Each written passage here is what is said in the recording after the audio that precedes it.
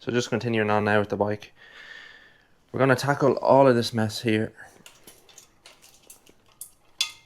So clean all of this up. We're going to run new wiring down, like we said in the end of the last video, to the back of the bike and to the indicators, stoplight, and then we got to figure out the rear brake switch, how that's working and how we're going to connect to that. So just for reference as well, guys, I don't think we got a clear picture or video of it in the last one. So this is what the old loom looked like. So just a complete mess. Yeah, you can see the state of it. And then this is the new loom we've built. So it's a lot nicer. We've put braiding on everything. These little wires here were just tucked in. They're little LEDs. We've tested them. They don't work. They're blown, probably fried by the overcharging. So they're just, yeah. These were just a black wire like this, and then we just cut the end off just to test them, and they're dead. We shall make it bigger and stronger and better. We'll 21st century it.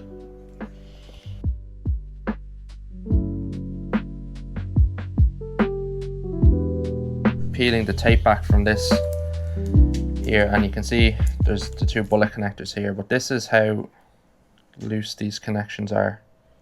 So if I just put a tiny bit of strain on the wire here, you can see it's moving and it'll just come right out. Is that heat shrink on that bullet as well, trying to hold it in? Yeah, I believe so. It's not doing anything. Not heat shrunk. The heat shrink isn't heat shrunk properly, yeah. So it wasn't heat shrunk, then they just taped over it to try and hold it in there, but as soon as I pulled that tape back, it just started to come out, you know. I'm just cutting back into this, and it's quite horrific when you pull this off. This is the corrosion you're dealing with here. The whole thing is just, like, mechanically, there's a connection there, but that's a high resistance because there's so much crud on it. That's like introducing a resistor into the line. All the adhesive is broken down on this. This is the still part of the wiring going to the rear brake light switch. And when we open this up, we get masking tape. The connections are held together with rotten, hard, old masking tape. This was a three-way connector. It was all crimped. I showed you that just a minute ago. But the oxidization on this here has, after traveling up, I've just cut this wire off just to show you. This is to the brake light switch.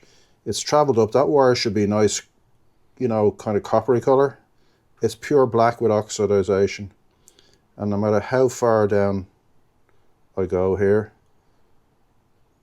we pull off another, I don't know, couple of centimeters of. So we pull this off. It's still oxidized all the way down the wire. Unfortunately, we got some more woes from the brake light switch. We were looking at the oxidization on the cabling there before. This has just been twisted on here. First of all, I think the bike was rewired by a painter and decorator because there's masking tape everywhere. This brake light switch is, as you can see, it's not sandwiched together. It should be properly joined together. And this is the mechanism. It's just on a push rod or a pull rod, depending which way you want to look at it, to activate the switch. So that's the mechanism of it there. It's very simple. But these wires are just wound around here. And that whole connection, I don't know if you can see it, but I can actually get my whole snips in there and just pull this out if I want to. Alright, I'm just after sorting out the new sheathing on the wires to the alternator here. And then I'm rocking in a free world over here, just connecting up the indicators. So yeah, just braiding them up nicely, just like this. So this is the process for this one here. And all is good. This is the wiring for the rear of the bike.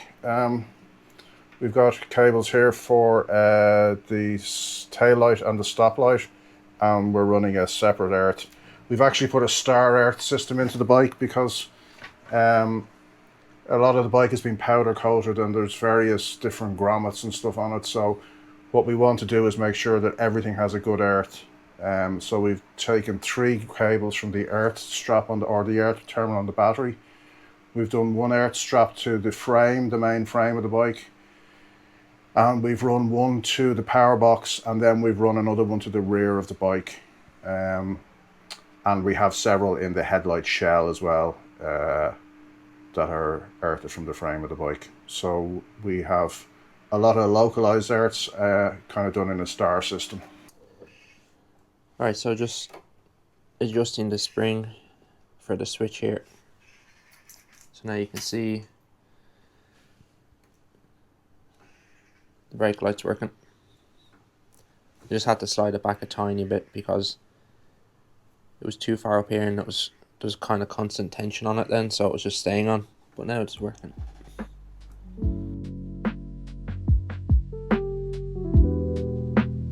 Alright, so we're just putting the bike back together, so all of the electrics are working out from front to back.